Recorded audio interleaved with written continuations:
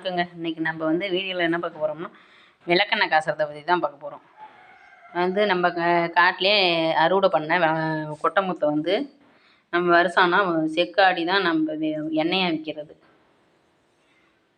அதனால் நம்ம செக்காடி எண்ணெய் காசுறோம். எண்ணெய் காசி 1 மணி நேரம் ஆகுங்க. லாங் வீடியோவாக போடல, கொஞ்சம் கொஞ்சம் தான் போட்டிருக்கோம்.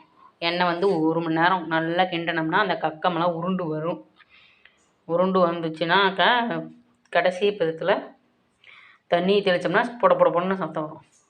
அந்த பொடன்னு சத்தம் அடங்கினோடனே நம்ம இறக்கி ஊற்றிடலாம். விளக்கெண்ணெய் வந்து இருக்கிற இதிலே வந்து விளக்கெண்ணெயில் தான் வேலை அதிகம்.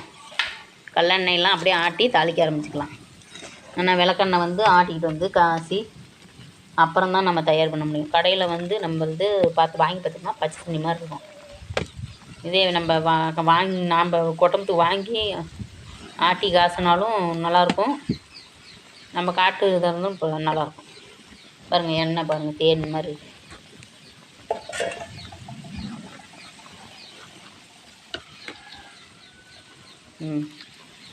இந்த மாதிரி தேன் மாதிரி இருக்கும். நம்ம வீட்டில் காசுறது கடையில் வந்து பச்சை தண்ணி மாதிரி தான் இருக்கும். பாய்.